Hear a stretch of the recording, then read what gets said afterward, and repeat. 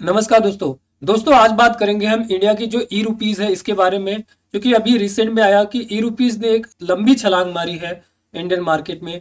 तो इसको लेकर के क्या अपडेट है, क्या न्यूज़ है और ये ई रुपीज क्या है, कैसे काम करता है और इसने अभी क्या अचीवमेंट जो है हासिल की है।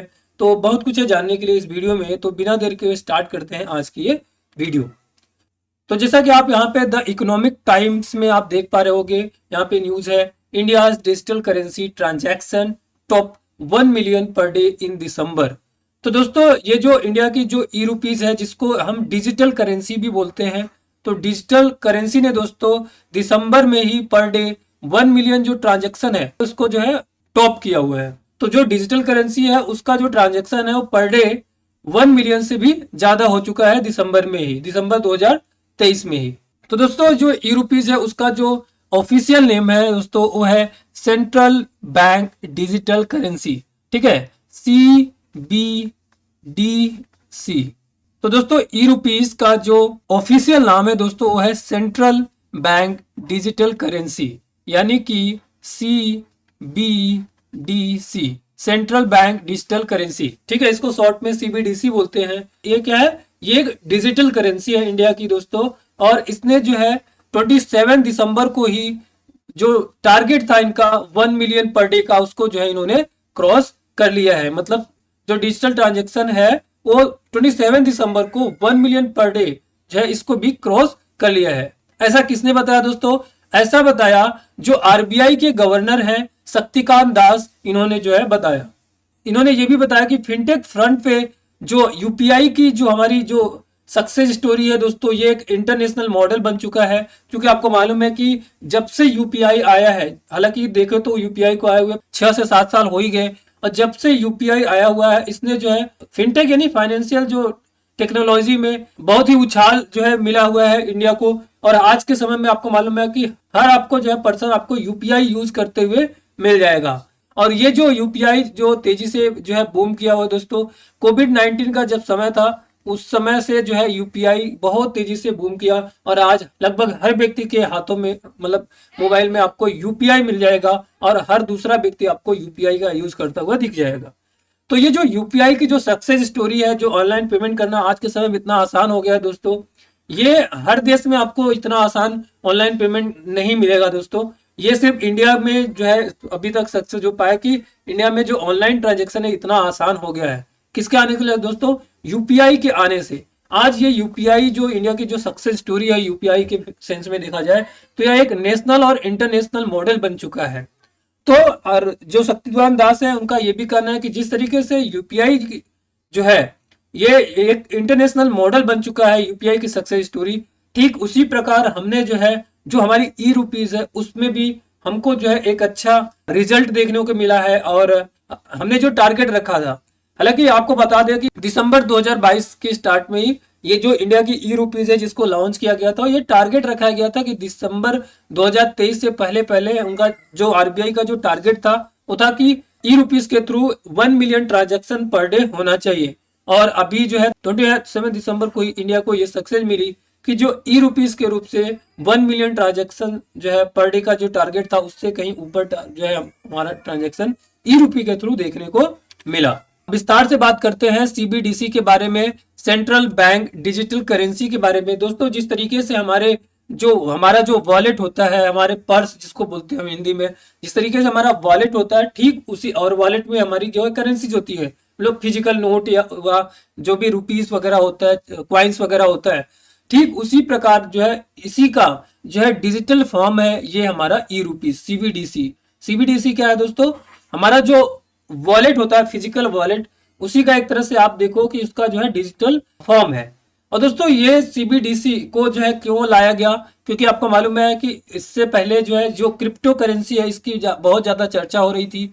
और आपको मालूम है कि जो क्रिप्टो करेंसी है दोस्तों, ये किसी भी नेशनल या इंटरनेशनल रेगुलेशन के अंतर्गत नहीं आता है। मतलब इसको कोई भी गवर्नमेंट जो है रेगुलेट नहीं करती है। तो ये क्रिप्टो करेंसी पे निर्भरता कम हो, और ऐसी कोई करेंसी जो कि डिजिटल भी हो और किसी रेगुलेशन के अंतर्गत आती हो वो यूज करे। इसी को लेकर के जो इंडियन गवर्नमेंट है उन्होंने जो है ई रुपीज जो है जिसको ई रुपीज को लॉन्च किया कि क्रिप्टो करेंसी पे जो निर्भरता है क्रिप्टो करेंसी से वो खत्म हो पाए।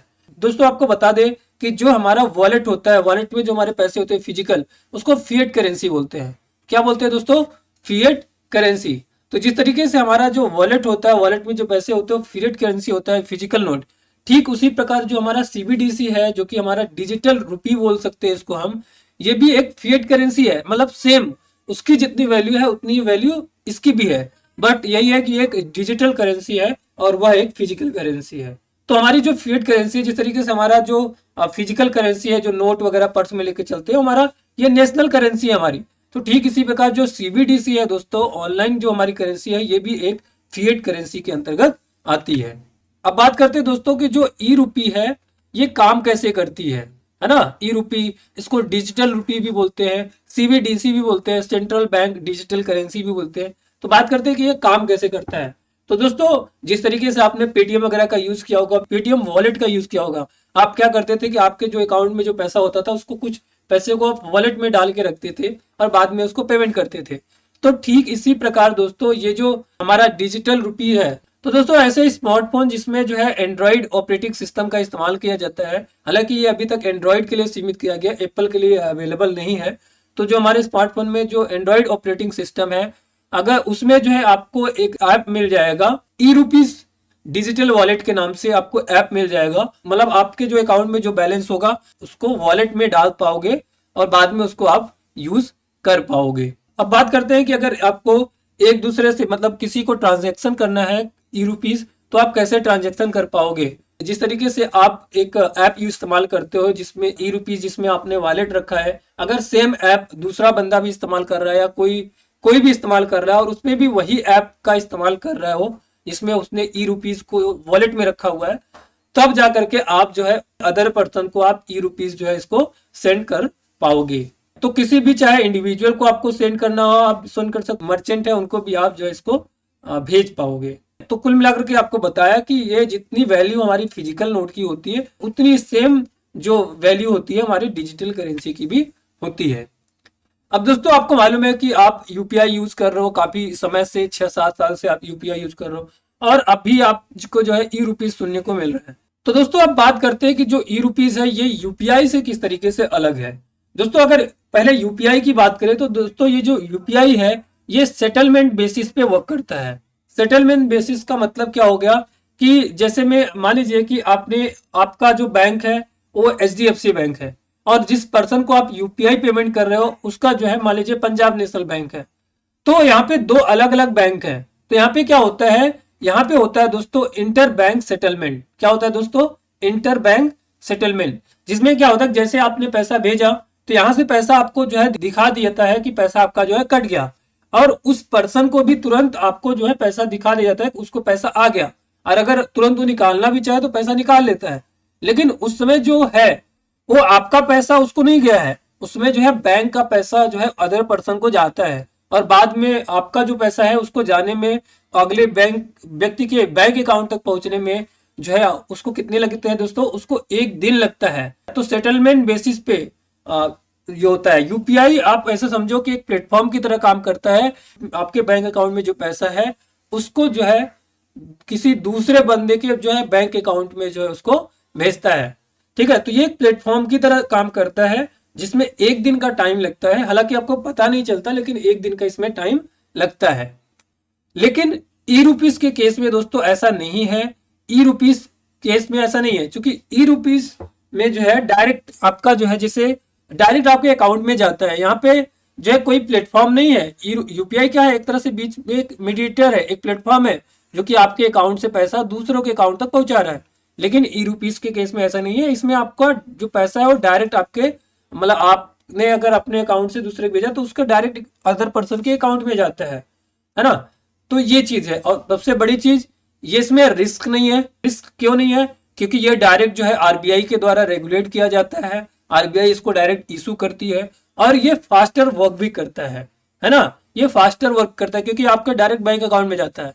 और यहाँ पे क्या होता है, आपका पैसा जो है यूपीआई जो है क्या करता है, प्लेटफॉर्म की तरह काम करता है और यूपीआई आपके बैंक अकाउंट से पैसा दूसरे के बैंक अकाउंट पे देता है। तो इसमें एक लंबा प्रोसेस लग जाता है जिसमें टाइम लगता है। बट ई रूपीज केस में ऐसा कोई टाइम नहीं होता, आपका तुरंत सेटलमेंट होता है। ठीक है, एक जो कि यूपीआई में 1 दिन का जो है लग जाता है टाइम, सेटलमेंट होने में। अब बात करते हैं दोस्तों कि जो ई रुपीज है इसके बेनिफिट क्या है। तो बेनिफिट बहुत सारे हैं दोस्तों, जैसा कि आपको मालूम है कि आपको फिजिकल करेंसी जो है आपको लेके नहीं जानी पड़ेगी। तो आपको मालूम है फिजिकल करेंसी जो है, जैसे आप पर्स लेते हो तो पर्स के साथ आपको जो है फिजिकल करेंसी रखनी पड़ती है, जो कि आप हमेशा जो है पैंट में लेकर के चलते हो, जिसको आपको ढोना पड़ता है। तो इससे आपको राहत मिलेगी कि आपको फिजिकल करेंसी नहीं ले जानी पड़ेगी। दूसरी चीज, आपको कई बार आपको जो है कैश में पैसे मिलते हैं, फिर आप उसको लेके जाते हो बैंक में जमा करते हो, ठीक है, फिर एक बैंक वाले एटीएम में जमा करते हैं जहां से लोग निकाल पाते हैं। तो कुल मिलाकर के बड़ा खर्चा आता है इसमें, और फिजिकल नोट को मतलब उसको छपने में और उसके ट्रांसपोर्टेशन वगैरह में बहुत ज्यादा खर्चा आता है, जो कि ई रुपीज के केस में ऐसा नहीं है, तो पैसा बचता है अच्छा खासा। और जैसा कि आपको बताया कि क्रिप्टो करेंसी से जो निर्भरता है उसको कम करने के लिए ई रुपीज को जो है लॉन्च किया गया था, और ये फास्टर भी है यूपीआई से। लेकिन दोस्तों ये जो ई रुपीज है इसके आगे अभी बहुत सारे चैलेंजेस भी हैं। चैलेंजेस क्या है दोस्तों, अगर मान लो आप अंडर द टेबल किसी को ट्रांजेक्शन करते हो, जैसे अंडर द टेबल समझ रहे हो आप, तो अंडर द टेबल अगर आप किसी को ट्रांजेक्शन करना चाहते हो तो वो कैश के माध्यम से ही संभव है, क्योंकि जब आप ई रुपीज के थ्रू आप किसी को ट्रांजेक्शन करोगे तो वहां पे जो है गवर्नमेंट जो है, जो हमारी आरबीआई है उसको ट्रेस कर पाएगी कि आपने जो है इतना पैसा आपका जो है यहाँ से यहाँ तक गया है, ठीक है, तो गवर्नमेंट ट्रेस कर पाती है। तो ये थोड़ी सी इसमें प्रॉब्लम है, तो लोग ज्यादा जो अंडर द टेबल जो ट्रांजेक्शन करते हैं, काम करते हैं, तो वो लोग जो है ई रुपीज को जो है इस्तेमाल में नहीं लेंगे। लेकिन अगर आरबीआई ये कर दे कि उसको कोई ट्रेस ना कर पाए, खुद आरबीआई उसको ट्रेस ना कर पाए कि किसने कितना पैसा और कहाँ ट्रांसफर किया, तो हो सकता है कि लोग ई रुपीज का ज्यादा से ज्यादा इस्तेमाल करें, जो है ये प्रॉब्लम है। दूसरी प्रॉब्लम ये है दोस्तों, आपको जैसा मालूम है कि अगर मैं यूपीआई की बात करूं दोस्तों, तो दोस्तों अगर यूपीआई की बात करें तो 2023 में यूपीआई का जो ट्रांजैक्शन है जो है 36 करोड़ जो है पर डे ट्रांजैक्शन यूपीआई के थ्रू हुआ था 2023 में ही। मतलब ऐसा आरबीआई ने ही कहा था, बट अभी आपको मालूम है कि ये जो ई रुपी है वो कितना हो रहा है, 10 मतलब 1 मिलियन का मतलब हो गया 10 लाख, जो कि यूपीआई की तुलना में बहुत ज्यादा कम है। तो ये चीज है, मतलब ई रुपीज के सामने वो अभी बहुत सारे चैलेंजेस हैं। तो दोस्तों ये रहा लेक्चर। आपको ये वीडियो कैसी लगी प्लीज कमेंट करके जरूर बताएं, और अगर आपको हमारी वीडियोज अच्छी लगती है तो प्लीज हमारे वीडियो को लाइक करके चैनल को सब्सक्राइब करना ना भूलें। मिलते हैं नेक्स्ट वीडियो के साथ, तब तक के लिए जय हिंद।